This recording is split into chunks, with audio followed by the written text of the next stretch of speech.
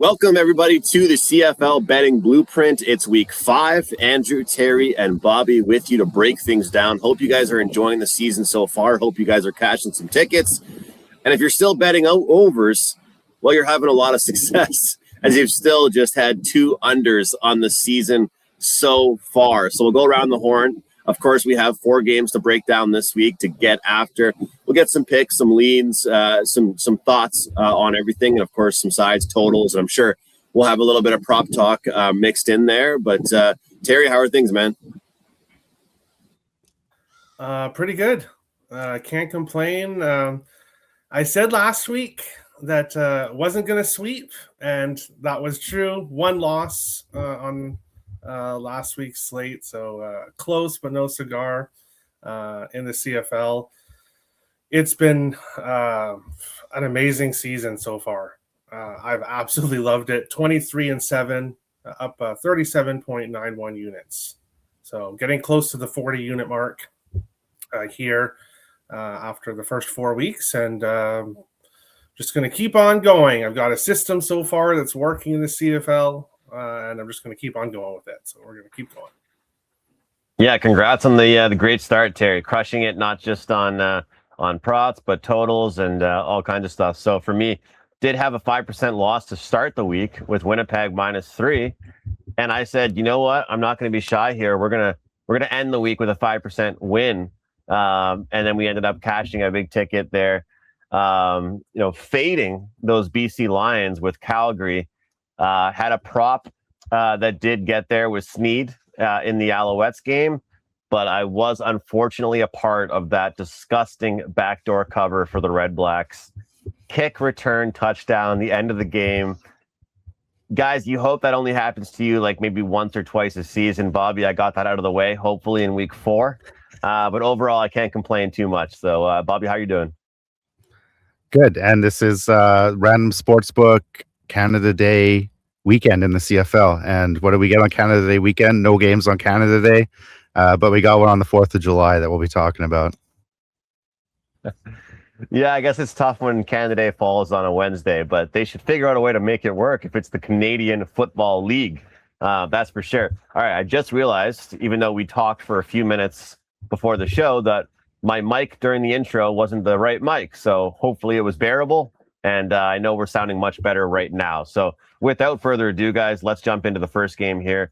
Let's start off with Argos at the Stamps here, the Stampede Bowl in this one. And the Calgary Stampeders, of course, should be feeling pretty good right now. But we ask ourselves here, Bobby, how much we care about that win for them, because your BC Lions not looking too great to start off their season.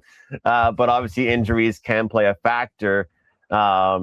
Argos here, I mean, Redblacks, yeah, okay, we'll take that win seriously. But the win that they have against the Riders, open up 5.5 dogs, then close as 3.5 3-point dogs, outright winners. How do you feel about this matchup as a whole? We're getting practically pick 'em here.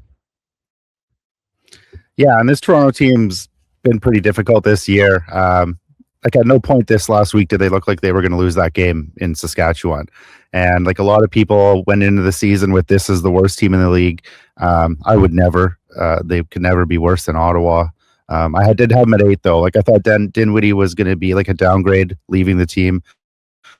But it turns out they're probably even better without him. So I had to reverse that out, upgrade them after that performance. Basically their 3rd straight road game against one of the best teams in the league, and it was never in doubt. So I do have them as a better team, but not enough to make me jump on them here. I think Calgary should be where they're at here as a slight favorite. And honestly, I haven't seen much line movement this year, and this is the time you'd get it when there's no NFL, there's no other major sports drawing cash away. So I'm a little surprised at the lack of movement here, and honestly, I'll probably be off this game because of it. Terry, I'll just say real quick, I mentioned to you that this is a game that I think we're going to find out really who the Argos are. Can the real Argos please stand up, because we're going to find out who you are. And I'm not saying that the Stamps are the ultimate test, but, a couple good solid weeks in a row for this Argos team, for Chad Kelly. I know you've been loving these overs. As I mentioned, just 2 unders so far this season. Is this one of those games you could see points in, or a player prop maybe? What are you feeling for this game? Yeah, we have the highest total of the season so far is in this game. So the highest total of the week, highest total of the season, 60.5 here in this one. Why is it a 60.5? Well, we have the league's two top offenses coming in here. Toronto averaging 38 points per game, Calgary 35.3 to start the year. And then points allowed, Toronto's averaging 31.7 and Calgary 34.3. So if you look at what these two teams have been doing so far this season, 60.5 might still be a little bit too low of a number here in this game. For me here in this one, there's a few props I'm really looking at here. First, Tyler Common for the Toronto Argonauts, anytime touchdown plus 160. He now has a touchdown in all 3 games this season. He had 2 touchdowns last week. He has been the guy that Chad Kelly has been looking at in the red zone. So give me Tyler Common, anytime touchdown plus 160. And also looking at Chad Kelly pass yards, it fell short. He had his numbers 326.5 for this week. Last week he had 321. So the other 2 weeks, though, over 400 passing yards. I think he's going to have a good passing yard game here. When it comes to the side in this one, what's interesting here is Toronto's allowed the least amount of rush yards so far this season. Calgary has the least amount of passing yards. Calgary's been getting the job done on the ground with Dedrick Mills. So now they're going to have to face this Toronto rush defense, which has allowed 58.7 rush yards per game. But this is going to be a bigger test with Dedrick Mills this week, I think, for them. And then Toronto has allowed the second most passing yards against. Calgary, the third most passing yards against. So I think we're going to have another exciting, high-paced game. I'm not sure who wins this one. Can the Stamps run the ball on the Argos, and or can VA, Vernon Adams Jr., have a good game and get the job done? We'll have to see here. Thursday night football, of course, in the CFL here, guys. Check it out. Of course, available on U.S. networks as well, across Canada, TSN. I believe it's CBS Sports Network in the States, guys. Correct me if I'm wrong on that one, but should be able to catch all the games, guys. If you're interested, of course, Terry at Picks and Parlays, myself at Wagertalk, and for Bobby, just make sure you give him a follow at Mr. Surrey Jack on X. And, I think, Terry, for me, I would go with the Dedrick Mills player props because the Argos faced a Saskatchewan Roughriders team with no AJ Ouellette. They faced a Redblacks team with just, let's face it, they have to always throw the ball because they're never in a position where they can run the ball. They're always down, and even when they got Greg Bell and they're healthy again, this team is never in a position to manage the clock. So to me, this is their real first opportunity against, a top running back in the league. So if you're going to give me a team that loves to run versus a team that's been good against the run, I still think it's a good opportunity for us, to get a buy low situation a little bit, I guess I'll say, on Dedrick Mills. So I did have that Chad Kelly one last week. That was a tough one to lose. And again, sometimes these player props, they are dependent on game script. And with how well the Argos looked, we didn't see Chad having to air it out as much. And there was no desperate time or there was no garbage time yards in that one there, Bobby, because they were winning. Like you said, it was never in doubt. And sometimes when you have a quarterback's passing yards, you actually want them to be losing. Like, you don't know how many times in the NFL I've taken like Zach Wilson over on passing attempts or passing props because he's going to be losing in the game, which can sometimes help you out a little bit. They have to air it out. They're not going to look to run the ball. So here's one for us here, guys. This one, well, I asked Bobby last week through text, hey, how high would this game have to get for you to back the Redblacks? And that was against the Alouettes. And of course, as I already alluded to, there was that backdoor cover that ruined my Sunday for the Montreal Alouettes spread. But now here we have a Redblacks home game, Bobby. The number has just climbed a little bit from the opener here. But what are your thoughts on this number here? And where do you think it will go? Like, could we see like 6.5 or what's the projection? I mean, could this even get up as higher than that? I don't think it will. And let's just talk about Ottawa here for a second, because halfway through that fourth quarter, the broadcast is like praising this Redblacks team. Even though they were like never even in they probably weren't going to cover that spread. Like I know, like that whole game, they were always chasing, they were always down double digits. And all they really did at the end was have a backdoor cover of a spread that was 8.5, 9. And that spread implied that this Ottawa Redblacks team was the worst team in the last 10 years in this league that didn't start Taylor Cornelius at quarterback. So they're the worst team in the league by far. This was their Super Bowl against the Alouettes. They've lost like 11, 12 in a row by like blowouts, and people are cheering this team on because they had a close game, and they had a close game because of kickoff returner, and that kickoff returning has been like the only good thing with this franchise in the last 5-6 years. So like I'm not upgrading these guys. I think this team still stinks, and I'm taking the Redblacks this week, 5.5. I knew exactly where you were going there. That reminded me of like the Pat McAfee. What was it? Georgia versus Alabama. He like sings the whole song with Georgia, and then he just goes, "Give me Alabama." That's Bobby there. Craps all over the Redblacks for a few minutes, and then says, "Give me the dog. Give me the dog." So, I mean, there was a bet that we made on the Elks a few weeks ago, Bobby, that you use the expression, these are the types of bets only the pros can make. I don't know what kind of expression you're going to give me for this one, because either you look like a genius or they just get run out of town. It's one way or the other when it comes to this game. But the the Riders are off that outright loss. But again, this is the kind of team. And one thing I'll say, we'll move to you, Terry, with this one. I know maybe you'll have a total or player prop thoughts. I know you haven't been too involved in the sides this year so far, but this Riders team, in Bobby's defense, not that he needs me to defend him with his record, how good it is, but I'll say this team wins. I don't really label the Riders as a team that stomps on people's throats, not to be aggressive with my terms here, but this is what they are. They're a team that finds a way to win, and as much as everybody loved to call out my guy Brett Lowther for a bad last 2 years with the team, that guy won them a hell of a lot of games with game-winning field goals over the years. This team doesn't really win by touchdowns. And this is just looking at one team, not even just how bad the Redblacks can be, but to Bobby's point, like this is an ugly bet to make. I kind of wanted to get bigger for me to get into it on the underdog here.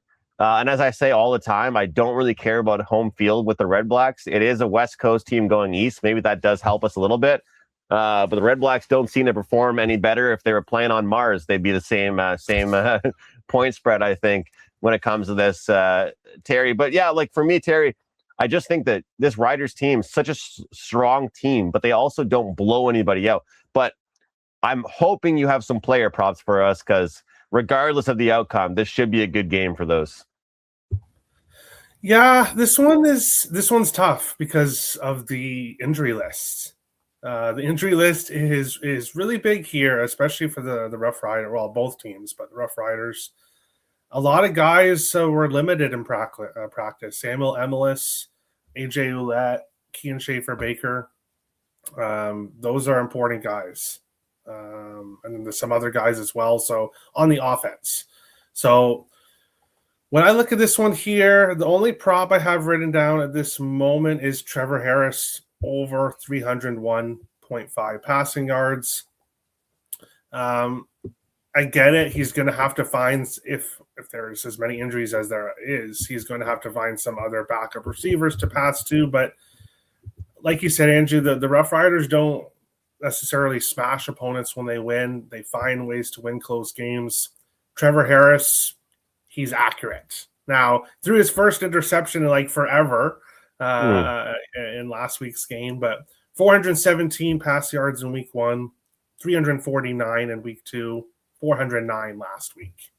So if this game is competitive, like you guys think that Ottawa is going to be competitive here, if that's the case, I love Harris pass yards even more. Because if this game's competitive, he's not going to be able to take the fourth quarter off and kind of relax. He's going to have to keep going. So having Having said that, that's basically all I'm looking at here in this one. Because of all the injuries, this one's tough for me. But yeah, I can't back Saskatchewan minus 4.5 with all the injuries they have. So, but I'm not ready to put my money anywhere near Ottawa. But so I'll pass on the side. Well, like again, 4.5, 5. I mean, depending on what number we can get here, would love for it to get higher, obviously. But you mentioned Harris. For me, it's Jake Mayer, because as much as we've kind of ridiculed him and talked about, hey, what's going on here? They made the bad decision. Then Brown gets traded. Talking to Ben Kramer, friend of the show, of course, he said this number is just drastically low last week, in the Redblacks games and whenever this team is even playing, I guess. And it's like, because the books even were losing faith in Mayer, guys. Like in a world of the CFL right now, where there's been 2 unders, we had a guy's prop that was, I believe, Terry, I don't know if you remember it, I think it was in the 260s. So like that was just ridiculously low. And you were right, the accuracy of Harris and how consistent he is helped him get over his number. But I'm thinking also, like I said, I might not be as bold as Bobby. I feel like if I like the Redblacks, maybe I'll just take passing props, because there's a world we live in where Mayer gets 325 and they still lose by 16 points. So we'll see. Of course, I'm always cheering for everybody, but might end up just driving myself crazy by taking some Jake Mayer player props. But we'll see how that goes. Guys, if you're enjoying the show, please hit the like button, help us out, subscribe to the YouTube channel, comment below, let us know who you're betting. And hopefully you've made some money so far this year betting the CFL. Of course, again, Terry at Picks and Parlays, myself at Wagertalk. Huge deal going on right now, and this goes just for the week. Canada Day here, north of the border, guys. Of course, 4th of July coming up. Got a deal, Canada 30. Canada 30 is the promo code. This is not saving $30. This is saving 30% off any package of your choice. So pick a package at our page. It could be next year's NHL, could be next year's NFL, could be this year's CFL, could be the next 3 days, whatever you guys choose. 30% off that package with code Canada 30. All right. Elks at Lions, everyone's favorite team to talk about right now. Bobby's got the shirt on. We're going to let you go first here, Terry, because this is the spot we ask. You have admitted, hey, I was wrong about this Elks team. But now the question I ask you is, there's an expression, if you didn't invite me to the wedding, don't expect me at the funeral. And the question is now, if you weren't with us before, Terry, are you willing to be in with us now on the Elks? Because maybe all value is gone on them, or is there still value? What do you think? Well, yes, I admit I was wrong, and it's important to do that. So now if I decide I want to back the Elks, I can do that, because I said earlier in the season I probably wasn't going to bet on Edmonton all year long. And of course, they've been the best team in the CFL, and it really hasn't been close. And the reason why, we're seeing offense all throughout the CFL, week after week. We're seeing offense. But the 2 unders have come with Edmonton because of their defense.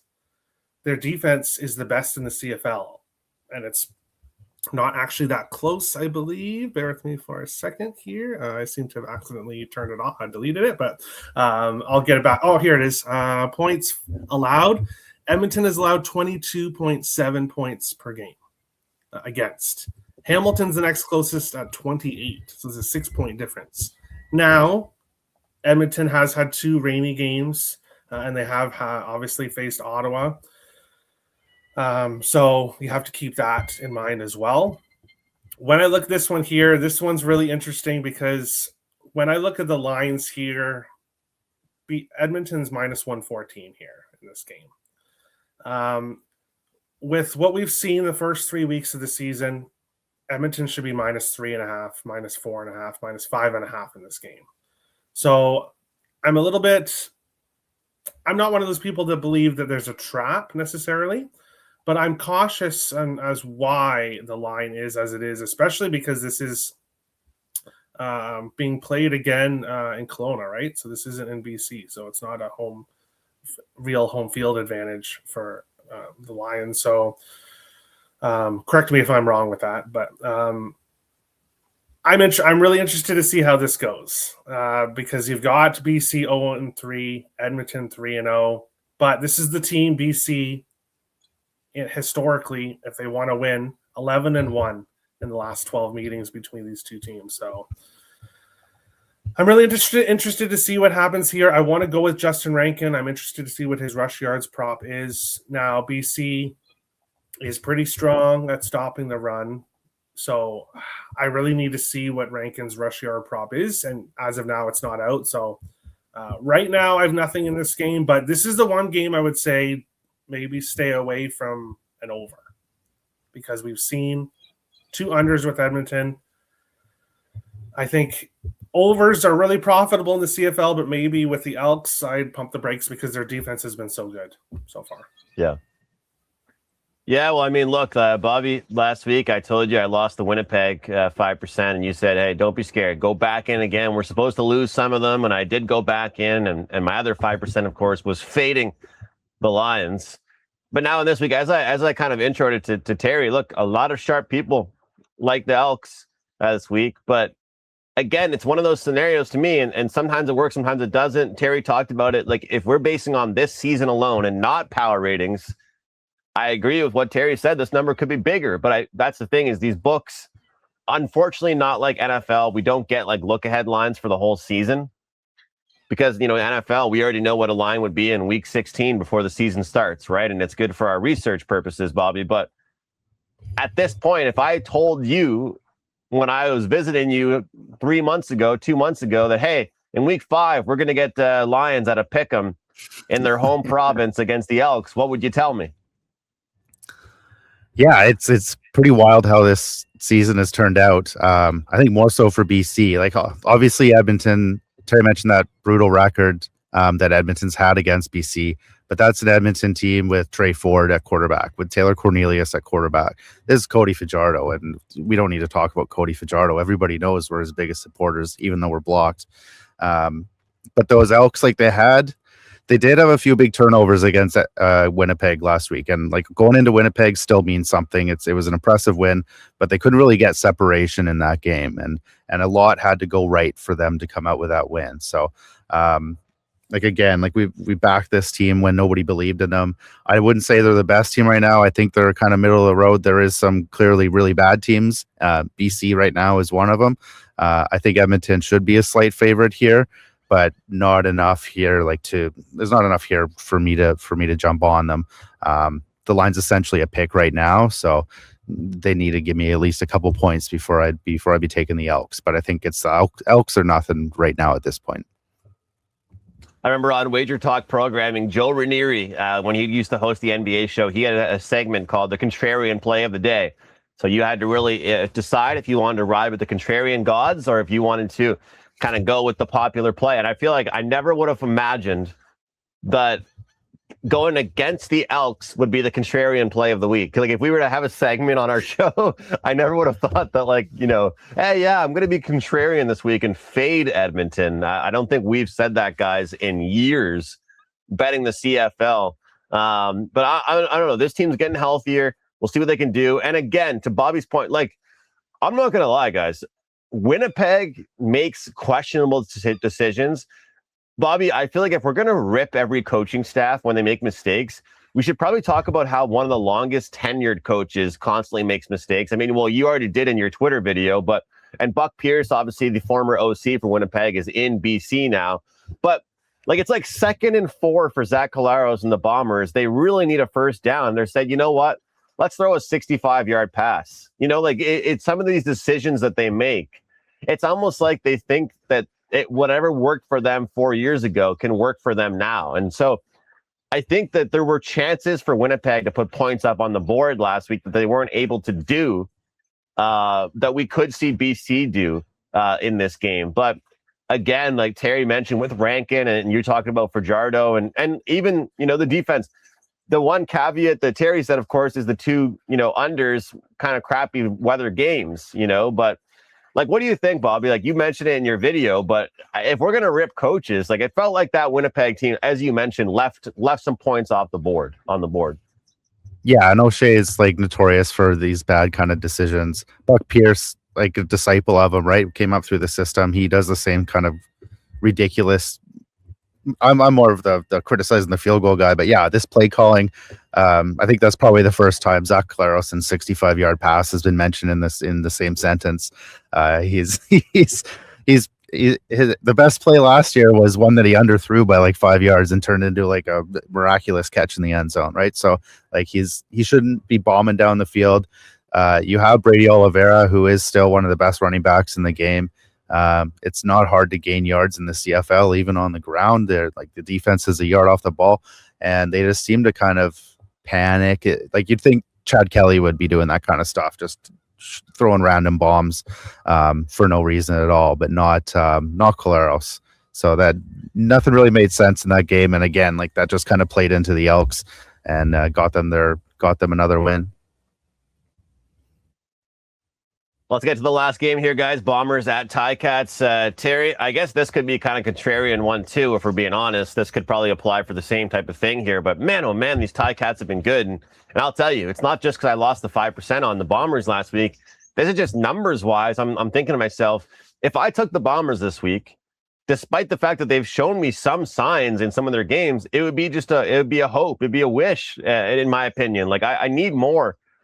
In this one, obviously we're betting numbers, not teams, and we're now getting them as a dog by a couple points, which is nice to see from this Bombers team. And I remember saying in my preview show that this is kind of what I actually am hoping on getting this year out of the Bombers, which is shocking, is getting them in underdog positions. But I mean, can this game go under? I don't know. Ticats are slinging the ball. Can the Bombers not make mistakes in the red zone? I'm not too sure. Like this Ticats team, they're a smooth oiled machine right now, Terry. Yeah, and Winnipeg's weakness has been stopping the run. And we saw that again last week. My favorite prop of the week was Justin Rankin rush yards. Just because the Blue Bombers cannot stop the run. And that's the case here. Larry Roundtree had 124 rush yards when he faced Winnipeg in week 2. 23 in week 1 against Montreal, 62 last week in week 3 against BC. So he's had 2 kind of normal-ish games and then 1 really good game against Winnipeg. His line is not out yet. I'm hoping we're going to see something in the 50s or 60s, and I'll be all over that against this Blue Bombers defense, because you do have Bo Levi. They can't just focus on the run. You can't leave Bo Levi with open targets down the field. That you're going to be in big trouble. So they have to focus on both. I think they're going to focus more on Bo Levi. So I think a Roundtree rushing yards is a very good bet, depending on what it looks like here. And he hasn't got a touchdown yet. I think he gets his first touchdown of the year. He's been good, Terry. And for him to be a dual threat, for this team to have a running threat with already having our MOP, Bo Levi, we'll see. It just makes them that much better. So, yeah, great prop game, I would say. But to Bobby's point, like, why are they not using Brady Oliveira more, Terry? It's just shocking to me that they're not using him more. And so, Bobby, we talk about betting numbers, not teams. Is this the ultimate game for it, or are you still not tempted to jump in with this team? Because I think I'm 0 for 2 back in this Bombers team so far. Might be 0 and 3.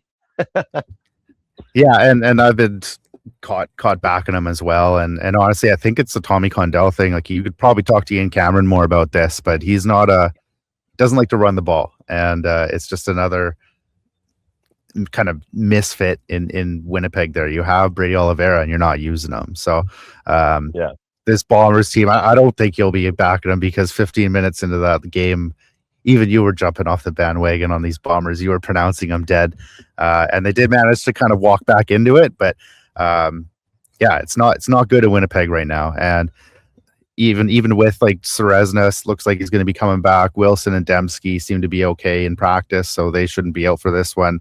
I just don't see any value here. Like, I think Hamilton deserves the field goal. Despite nobody going to these games, the home field still is sort of something in Hamilton. And yeah, just the two, like they're a dual threat team, right? Like you have Larry Roundtree, you have Winnipeg can't stop the run, but you also have Bo Levi, who is he's actually bombing it out every game. He needed to play 1 or 2 quarters against the Lions, and that game was over last game. So nothing here for me again. It's a pretty boring week. I'm just going to focus all my energy on the Redblacks. Yeah, you're the first person in the history of sports betting to say that exact sentence.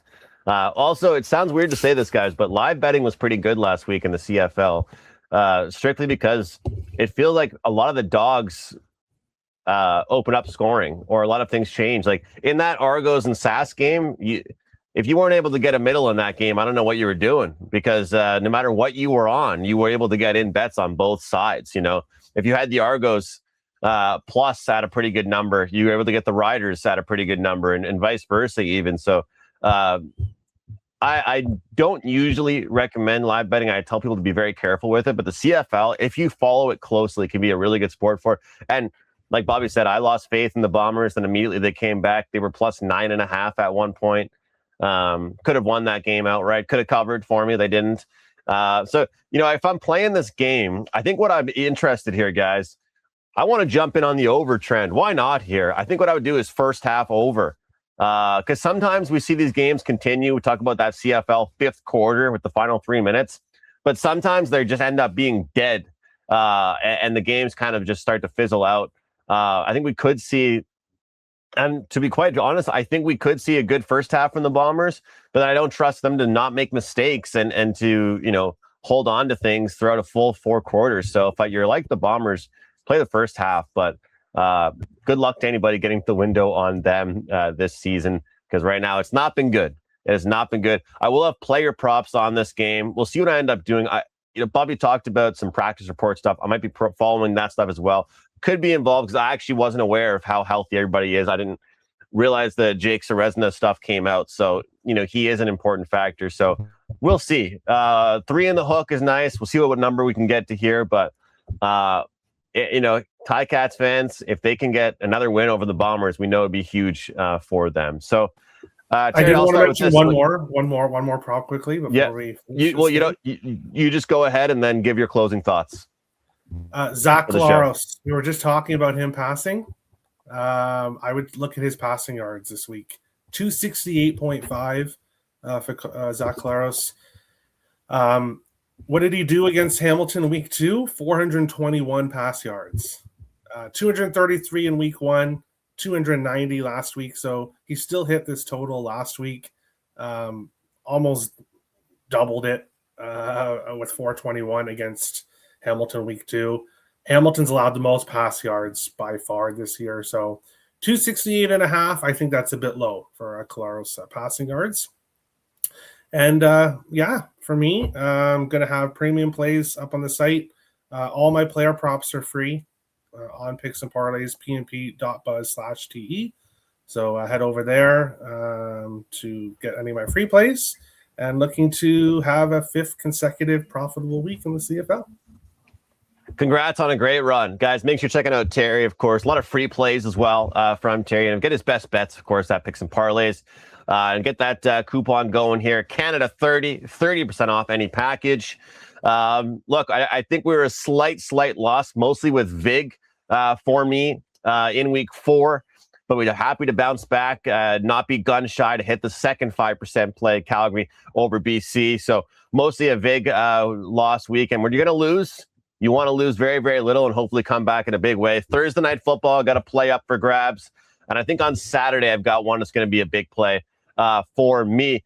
Bobby, God bless you. Back in the Redblacks here. Happy Canada Day to you. Celebrating CFL in the best way that you can. Mr. Contrarian himself, man. Any closing thoughts? No, not particularly this week. Again, like not a lot of action. I'd just mention an old Yanni tip here is always sprinkle on the money line if you're betting these dogs. So that's how you can kind of make up for some vig that these books are taking out of you. Makes these wins, makes these dogs even sweeter. So we'll see how I'm talking next week, I guess. I look forward to it. Hopefully you got your chest stuck out and you're feeling pretty good about that. But Yeah, I had a rule last year, Bobby. I sprinkled on all the dogs besides the Redblacks. So we'll see what ends up happening. Guys, hope you enjoyed the show. Two of the panelists outside for the Canada Day show here, but all about winners. Let's make some money. Let's cash tickets in the CFL. This has been the CFL Betting Blueprint on Wagertalk TV. Thanks for watching.